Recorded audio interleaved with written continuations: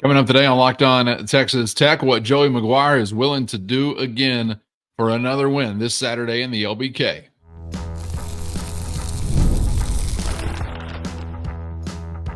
You are Locked On Texas Tech, your daily podcast on the Texas Tech Red Raiders. Part of the Locked On Podcast Network, your team every day. Great to be with you again on Locked On Texas Tech on the Locked On Podcast Network, your team every day, always free and available on YouTube or anywhere you get podcasts. And thanks as always for making us your first listen.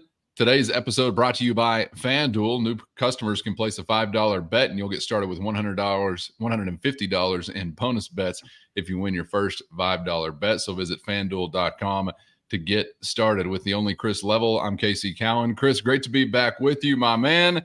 And of course, it's always great to hear from the head coach following a win like what you got on Saturday. And we'll get into some thoughts today from Red Raider head coach Joey McGuire on a couple of different fronts. We'll get into what's been working for the Red Raiders up front defensively, creating some pressure that we hadn't seen at other times this year on opposing quarterbacks. And also want to get into what Coach McGuire is willing to do this week if it means they're going to get a win. We'll also take a listen to him discussing Baron Morton's day on Saturday and the offense at large and really what needs to happen any week for Texas Tech's offense to be operating optimally. But wanted to kick off the conversation going back to a comment from Joey McGuire, and I know it's a point that you picked up on. It's kind of a theme. He mentioned this in several different answers, so there's not one specific clip, but man, he talked a lot about keeping it about football as it relates to all that's going to be going on this week with this game and the Fox Big Noon pregame show going to be here. The Patrick Mahomes uniforms. I don't even know if that matters to anybody other than the fans, but nonetheless, all the pomp and circumstance that will be a part of this. Sold out Jones, top 25 opponent, kind of got a chance again to re-engage some hopes as far as a chance to wind up in Arlington. And not only with this week, but for the season at large, you know, kind of riding some of the highs and the lows. And he talked about how keeping it all about football, you know, really helps them stay focused on, now lean in here, listen very closely, football. And so that seemed like it was going to be another big theme this week. Yeah, because there's going to be a potential for a million distractions this week. And I think that at times previously, when you've kind of reached this point where it's like, oh, we got some momentum, and like, oh, we can really capitalize on it. You haven't exactly, you know, kind of, or Oregon last year maybe, although you're coming off of a loss. You know, obviously two years ago it was that. Speaking of Mahomes, it was that Baylor game in year one when you're honoring him and it's a night game and you just didn't play well. And Joey even admitted, he's like, I think that everything was a bit too much for everybody. And now this is a different team. And, you know, there's a theme that you need to have because, you know, there was a lot of people jumping off the proverbial bandwagon the last couple of weeks. A lot of people saying a lot of, I'm not going to another game. I'm not going to watch this anymore. I'm not going to do this. I'm not going to do that. Well, and now everybody, you've created a bit of a stir because of the win that you just got. And so if you're a lot of the people internally, you kind of need to have the mantra of no new friends.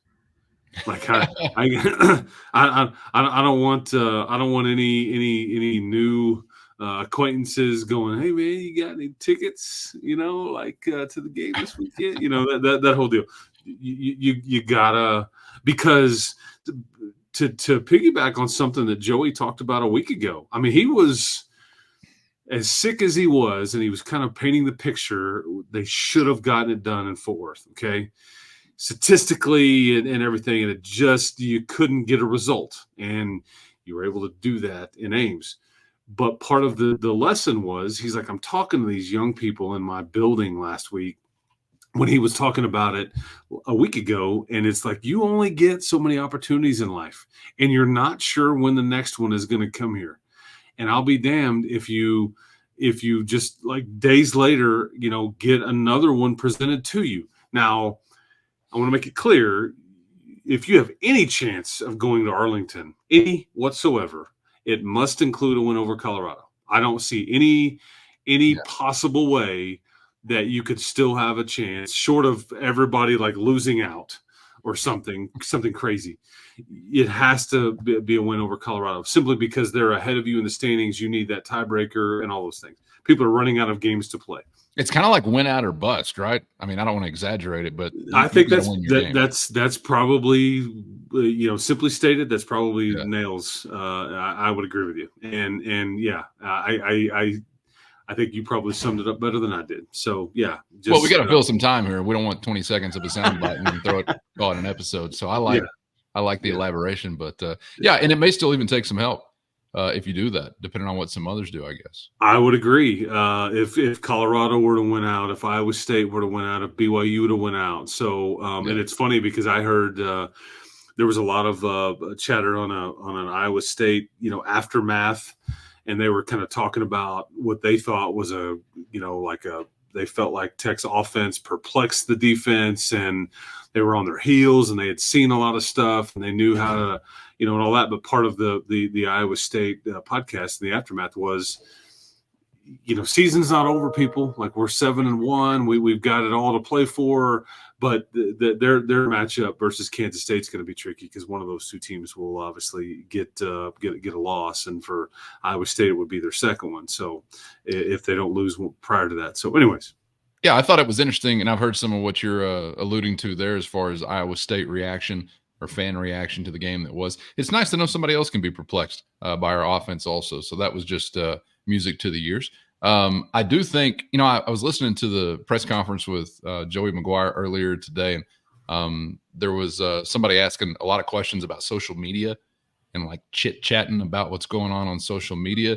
And to me, I'm just rolling my eyes when those questions are asked, because I'm like, all right, I guess these reporters, like, they live in social media world and just assume everybody else does all the time. But I assume that's not the case for those engaged internally. But maybe I'm wrong in that assumption. And it reminded me of something you were telling me last week about how pissed off Baron Morton was, frustrated by results in the game, but also it seemed like maybe a little bit befuddled as to why so much flack was coming the way of the offense when they had put together the season they had so far. And you and I were texting about it, and I was just, making reference along the lines of, all it is an over-amplified minority of Texas Tech fans that probably are making some guys feel that way. But as it comes back up today in the press conference, and again, I'm rolling my eyes, but I'm a 40-year-old man, so maybe I'm not in touch with what these guys are actually listening to. You're 40 years old. Wise. Yeah, come at me. That's why I don't read the newspaper, because it's garbage. That's why we, deal in podcast terms. A bastion of journalistic credibility. But I'm just wondering from your perspective, because you're at the facility often and around these guys often. I mean, does it really resonate with them maybe more than I'm assuming it does, or can they be insulated these days?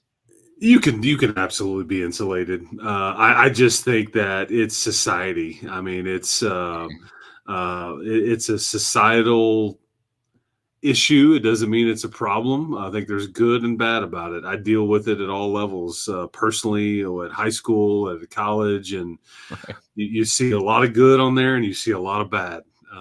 You see and deal with parents that are helicopter parents and think their kid is the next draft pick or college scholarship player, and they don't grasp reality whatsoever at all levels, whether it's college or high school or whatever. And I just think it's natural for kids, because a lot of times when I talk to high school students, I'm like, part of the deal is, I'm like, I raise your hand if you're on one social media platform. Of course, all the hands go up, but like, a lot of these kids in like high school and up, they're on like 5 or 6 different social media platforms.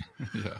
Snapchat, Instagram, most are not on Facebook. That's the older group in the audience, but the Twitter, and it just keeps going, TikTok and everything. So it's, and then probably stuff that I've never even heard of or whatever. But I think it's natural for a lot of those kids to, if they're not on it, maybe somebody's told them about it, or True. whether you're in class or a family member or whatever. And then you deal with parents that are on social media that the kid sees this and is like, whether they agree with their parent or not, or their parent is, that happens all the time too. So it's just 2024. Yeah. Do I think everybody in the Texas Tech football building is sitting up there reading all the Twitters? No, I don't. I think many of them are. It's off to the side, and they're not paying attention, and because they're focused. You moved on to the next thing. You've got work to do. You're recruiting. However, in their jobs, as we know, you have to be on it from a recruiting standpoint. That's true. Joey's on it. Joey's on it from a standpoint of trying to promote the program and trying to, from a Twitter and recruiting standpoint, it's something he's done from the get-go. So anyway, long answer, but there you go. I'm just curious. I mean, as a fan, that's all I've ever been. It's always been very easy to just not pay attention to that stuff. If you don't want to pay attention to that stuff, like some people just bathe in it all day, every day. And I guess they think that's fun. I've just never been one of those. And so I've always just assumed like, well, surely the guys that are actually in the arena, they ain't got time for this. And they probably care even less than I do, which is none, as to what, anonymous burner accounts or whatever these things are out there that get the most attention. But I could be wrong. And maybe it's due to a generational gap as to why I am so wrong about it. If I am, I don't know. But I thought that was an interesting portion of it as well earlier today, as far as Coach McGuire's conversation. Let's get to a couple of different fronts with Coach McGuire. I want to get to some thoughts regarding the aforementioned Baron Morton. First, today's episode brought to you by Roy, and it's time to highlight the LOTT Roy Player of the Week. Roy is a brand new platform that lets fans make contributions directly to their favorite athletes. So download Roy for iOS or Android and use our referral code Locked On, and you'll automatically be entered into a sweepstakes to win $5,000 cash. No purchase necessary, void where prohibited. This week, it's wide receiver Josh Kelly who led the way in Tech's win over number 11 Iowa State with 8 catches for 122 yards and 2 touchdowns, including some crucial grabs down the stretch in the fourth quarter. So for that, we're kicking Josh $100 on Roy. If you were as impressed as we were with his performance on Saturday, you can show him some love too. Just hop on Roy and throw in whatever you feel like. Any amount adds up fast. Now you've got the chance to show your appreciation for Josh and his standout performance in Ames, Iowa. Just download Roy for iOS or Android and use our referral code Locked On, and you'll automatically be entered into a sweepstakes to win $5,000 cash. No purchase necessary, void where prohibited. So what are you waiting for? Get off the sidelines and into the NIL game with Roy. Today's episode brought to you by FanDuel. Get ready to tackle all the action with FanDuel, America's #1 sports book. And right now, new customers can bet only $5 and get $150 in bonus bets if you win. The FanDuel Sportsbook app gives you everything you need to place live bets on the NFL and a whole lot more, all in one place. So when you get a hunch, a gut instinct in the middle of the game, you can check out the latest stats, view live play-by-play, and so much more, all on the same page where you place your bet. Just visit FanDuel.com to join today, and you'll get started with $150 in bonus bets if you win your first $5 bet. That's FanDuel.com. Never waste a gut feeling again, and make every moment more with FanDuel, an official sportsbook partner of the NFL. I want to get to some thoughts regarding the aforementioned Baron Morton and his day on Saturday. Again, coming off of 2 frustrating weeks for the team at large, but it was a really interesting ball game for Baron because he's coming off of the injury that thankfully was not a worst case scenario that kept him from finishing the game in Fort Worth. Gets off to a pretty good start, but then we see a lull for the offense as the game progresses, but he keeps himself and his offense even killed enough to come back around, and when called upon, they go out and make the plays that are necessary to win the game. Coach McGuire talked about the previous Saturday for Baron and his offense, and at large, what needs to happen for them to be at their best offensively. 2 things, after the first 2 drives, Taj didn't touch the ball enough, so it's like, honestly, if you look, Taj is the engine. Taj makes everything happen, whether even if he doesn't get a yard, which that happens. But I think that's really important because it keeps Barron, that where they share the load versus one taking the load or the majority of the load. I think that happened really in that part of after the first 2 drives of that ending that second half. I think it's important. So it's important to get Taj going on Saturday. And then, man, I was really proud of Barron, man. He stayed calm. He didn't let the plays that earlier in the game affect him late in the game. I thought Josh Kelly came up with some huge catches. That guy's something special, and he's really special, on third down. I think there's going to be some really good matchups in this game, because as much as I talk about them and their offense and who they are, Caleb Douglas is going to play in the NFL. Josh Kelly's going to play in the NFL. Taj Brooks is going to play in the NFL. Mason Tharp's going to play in the NFL. Jalen Conner's going to play in the NFL. Baron Morton's going to play in the NFL. Corey Aiken's going to play in the NFL.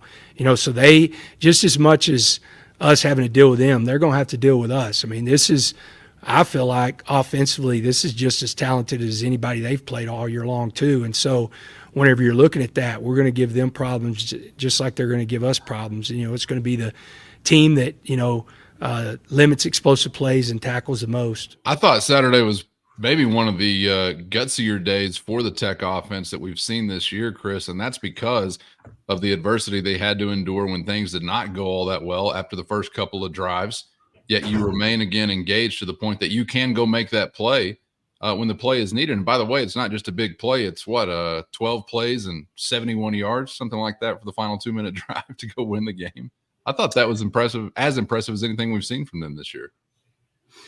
Yeah, I think. Look, I mean, everybody had an issue with Taj kind of carrying it a bunch early on and having some success.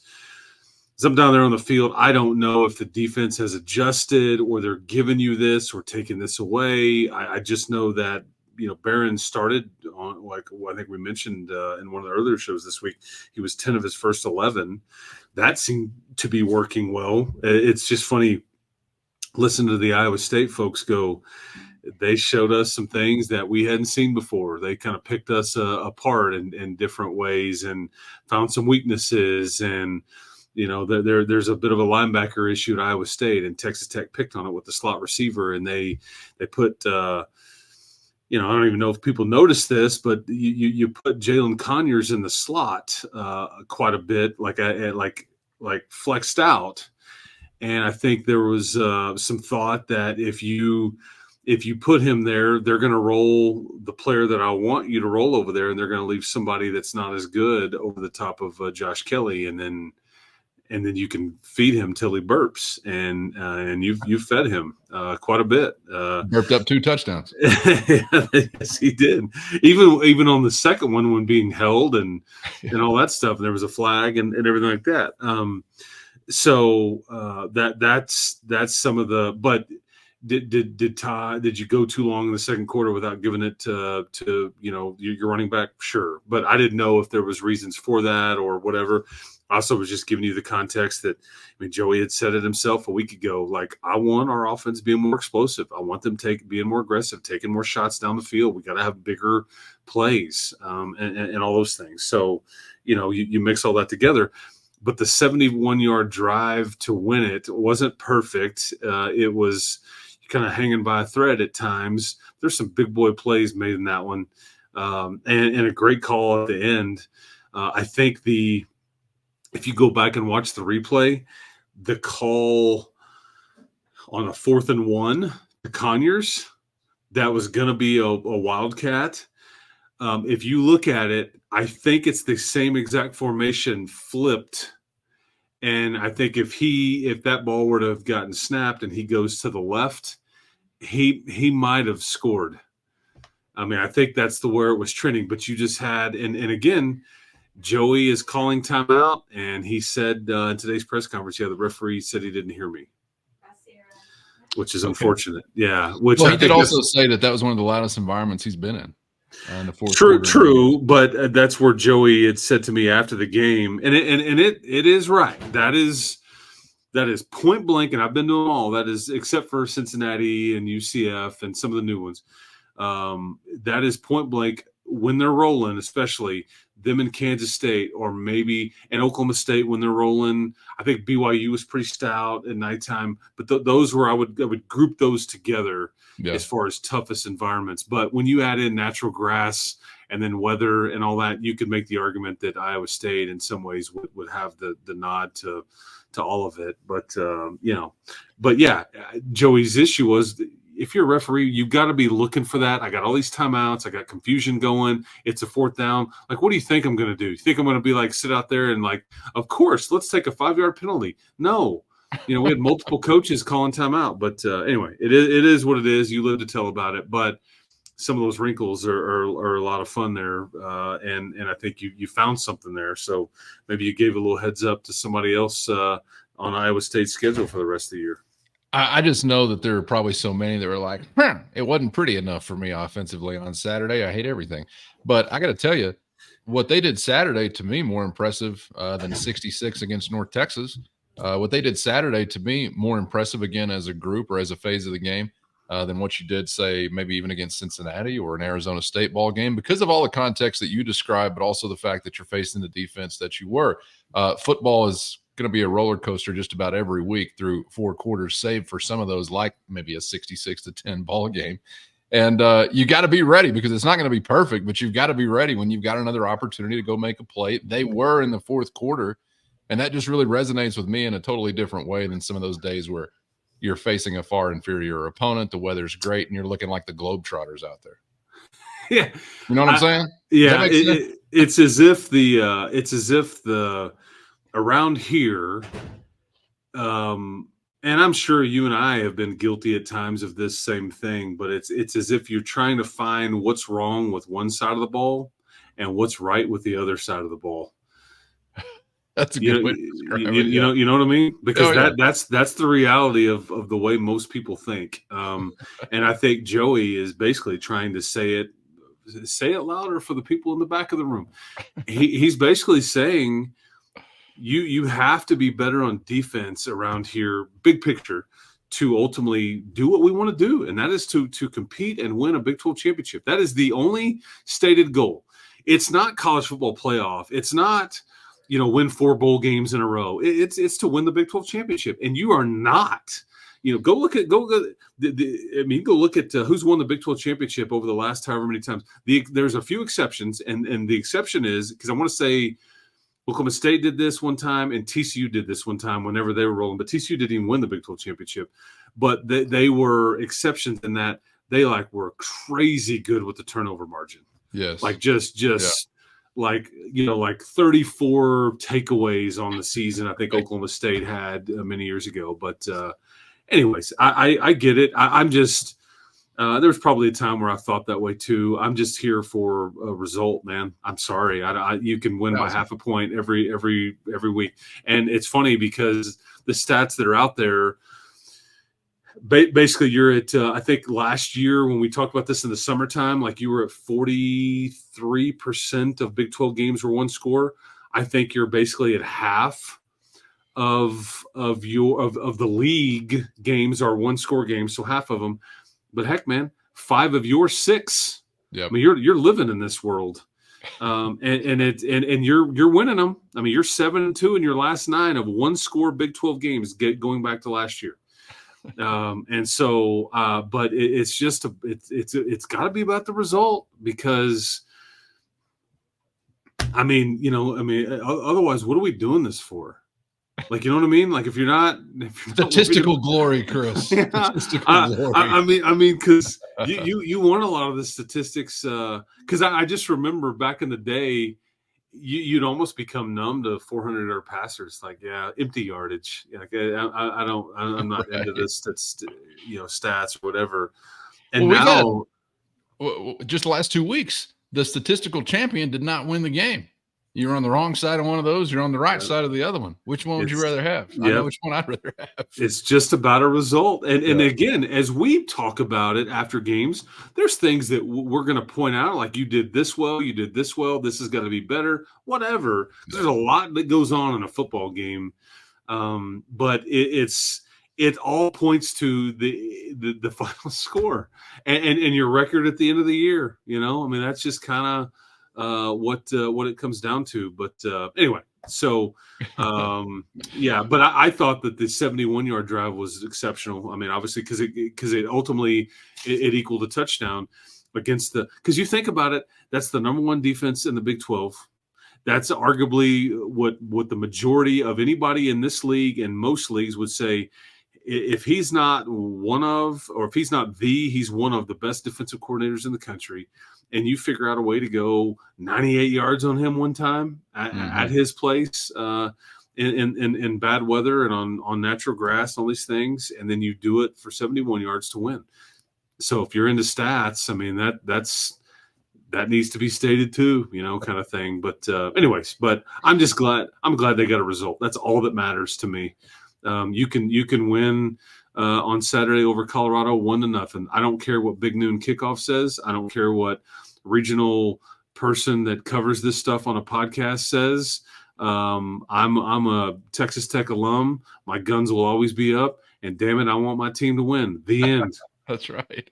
Let's get to what has been a factor for Texas Tech when they found some success, and specifically was again on Saturday in Ames, Iowa, and that's finding a way.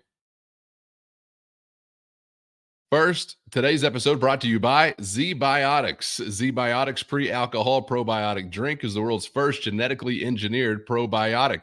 It was invented by PhD scientists to tackle rough mornings after drinking. Here's how it works. When you drink, alcohol gets converted into a toxic byproduct in the gut. It's this byproduct, not dehydration, that's to blame for your rough next day. Pre-alcohol produces an enzyme to break this byproduct down. So just remember to make ZBiotics your first drink of the night. Drink responsibly, and you're going to feel your best tomorrow. So go to zbiotics.com/lockedoncollege to learn more and get 15% off your first order when you use our code LOCKEDONCollege at checkout. ZBiotics is backed with 100% money-back guarantees, so if you're unsatisfied for any reason, they're going to refund your money, no questions asked. Remember to head to zbiotics.com/lockedoncollege and use the code LOCKEDONCollege at checkout for 15% off. Let's get to what has been a factor for Texas Tech when they found some success, and specifically was again on Saturday in Ames, Iowa, and that's finding a way to drum up a little pressure on the opposing quarterback. It's no secret that helps any team in America, and Tech will be looking to do it again this week against Colorado. Coach McGuire was asked about some of the progress that we had seen in that area and why that's been the case. I think a couple things. The guys that we're sending, the guys that we're identifying that can hit the quarterback, and then, the one thing – I wish we had Duda, because Duda, without a doubt, can do this. But we've, the last couple of weeks, moved our front a lot more. Just from the standpoint, that's their strength. Like Trey McAlpin, that's one of his big strengths. I think, he had some plays that he knows that he could be better, but I thought it was one of his better games. He had a huge tackle for a loss. That they were coming out of their end zone away from the locker room, and he had a huge tackle for a loss. So I think the movement up front, and then really identifying who can get after the quarterback and making it some of those, instead of, at times a call could say, hey, we're going to bring a corner, but being able to tag that and letting Jacob Rodriguez come from that spot versus bringing a corner. You've seen some of that, and just, again, the movement. We've had a lot more movement the last couple weeks than we did against Baylor. Chris, I thought that was interesting to hear. By the way, Jacob Rodriguez, your Big 12 Defensive Player of the Week. We all had penciled in a Texas Tech Conference Defensive Player of the Week at some point this season, I'm sure, given the way that the year has been going. No surprise.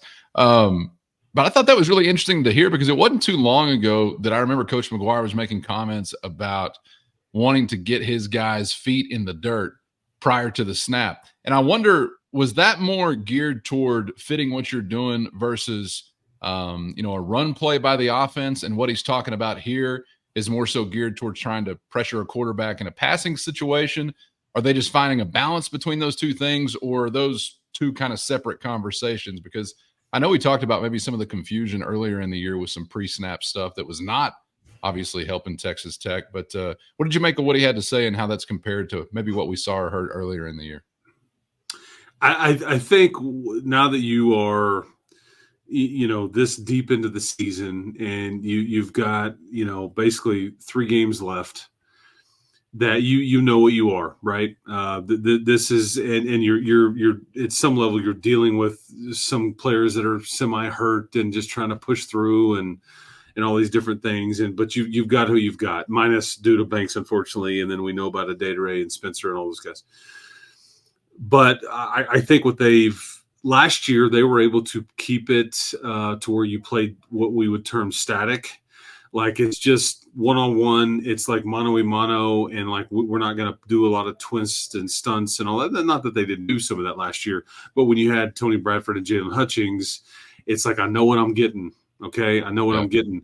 And when the teams that are really good up front on the defensive line, and you're like, we can put pressure on opposing quarterback by just rushing 4 so we can keep everybody back. That's ideally how everybody would want to do it. Most teams are just simply not good enough up front to not have somebody else coming and creating more chaos this way. Well, what they realized is that they were trying to play maybe a little bit like similar to last year up front and keep it static, if you will. And what they realized is we're not good enough. We gotta move our guys around and put them in. And so you do at times risk some confusion, or you risk a missed, I didn't hear that, or I thought you were going here, well, I was going there, that kind of deal. Yeah. But I think they're starting to hit their stride a little bit. And in multiple media settings, and Joey mentioned this to me after the game, but he mentioned it at his media availability this week too. He mentioned CJ Ayu, what a great coach he is on the edge. There's a couple of coaches I don't think get enough credit that have been here a bit, because I think their players develop. I think their players, they're good people. They squeeze everything they can out of them, like Josh Cochran at tight end. And I think CJ Ayu, who's kind of like the defensive end / outside linebackers coach.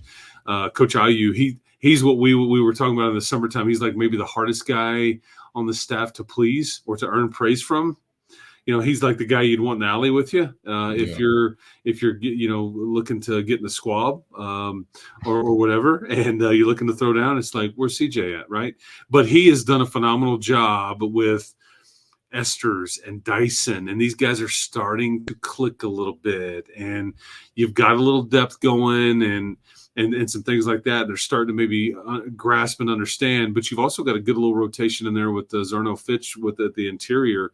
DB Carroll missed most of the game on Saturday after he came out, but with Ledette and obviously Rigsby, and you've got Trayvon McAlpine. And so, yeah, it's improvement. Again, though, it's back to the other deal. We're trained to find the little glimpses of what's right with this side of the ball, and like anything that's a positive at all. But there's certainly some of that right there.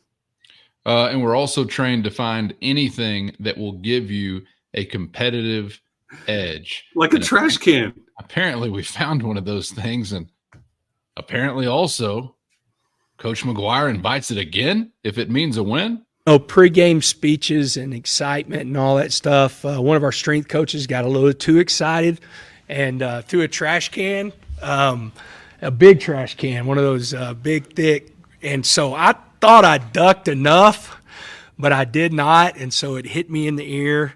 My ear never hurts. My neck and shoulder is a little sore, but I might take another trash can in the head if that means that we're going to win the game. But just excitement and pregame, guys getting fired up. I said we got to find something else besides that. It was right before I gathered the team up, and it's kind of funny. I didn't address it then because I was like, in the moment, we just got to get to what's next. It was the same thing.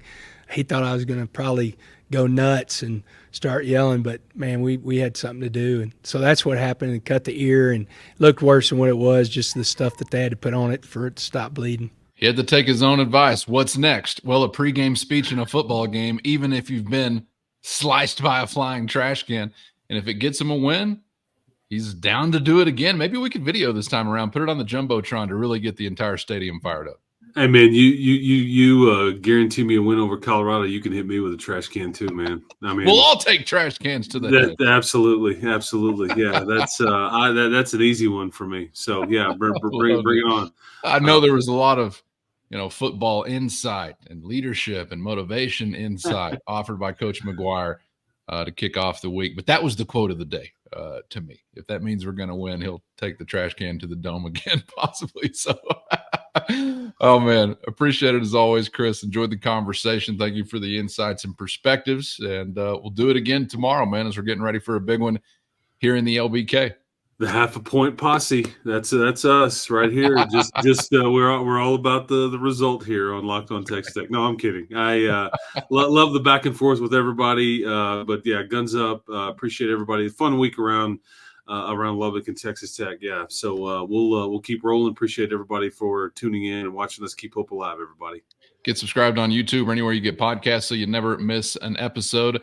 And also hit the show notes. Check out the Matador Mob link, your direct line to Chris and myself with one-on-one text messages sent straight to your phone. You can try out a free 14-day trial just by hitting that link again there in the show notes. Shout out to the mobsters near and far, even around the world. A couple of folks chiming in. So always love to hear from you. And a special shout out to the everydayers in the audience. Appreciate you being out there mixing it up in the YouTube comments. That's one of the best ways to help us grow this here's show. So thanks to those who make that possible. For Chris, I'm Casey. We appreciate your time and hope to see you back for the next round on Locked On Texas Tech.